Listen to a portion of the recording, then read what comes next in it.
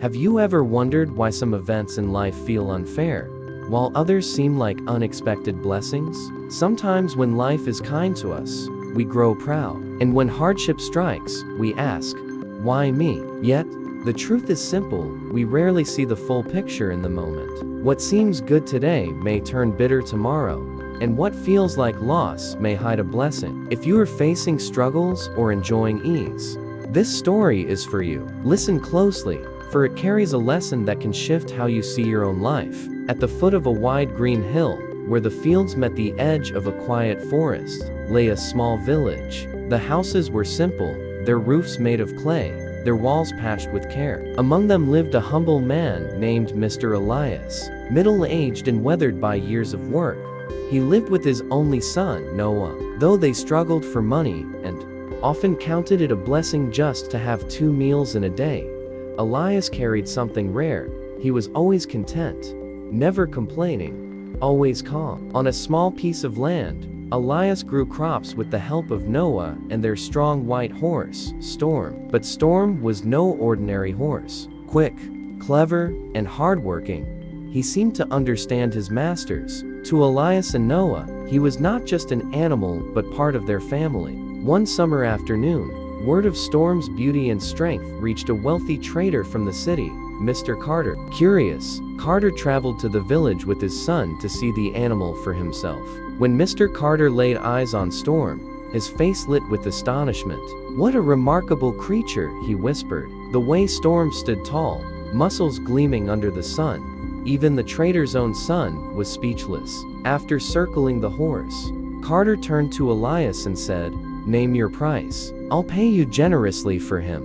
The villagers who had gathered nearby gasped. A poor farmer being offered a fortune, it was a chance most could only dream of. But Elias gently shook his head, resting his hand on Storm's mane. "Some things aren't for sale," he replied with quiet firmness. Carter frowned, but Elias' tone left no room for persuasion. Soon, the trader left, muttering under his breath.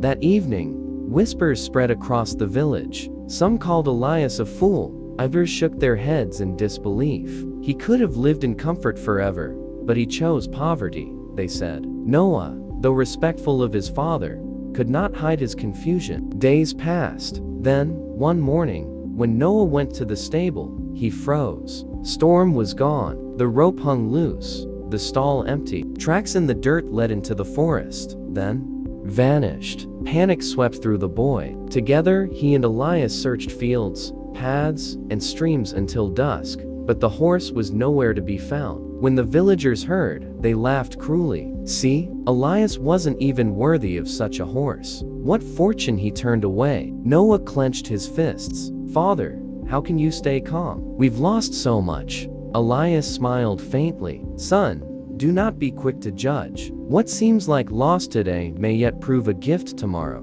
A few mornings later, as Noah worked in the fields, a sound of pounding hooves rose from the forest. His eyes widened. Storm had returned, and he was not alone. Behind him thundered 5 wild horses, their coats shining, their movements fierce and untamed. The villagers gathered, stunned into silence. The same mouths that once mocked now gasped in envy. "Elias is blessed. He is the luckiest man in the village," they whispered. But Elias' expression never changed. "Perhaps Storm went to find his herd," he said calmly. Noah, however, was filled with excitement. Day after day, he worked to tame the wild horses, teaching them to carry loads and accept riders. Then tragedy struck.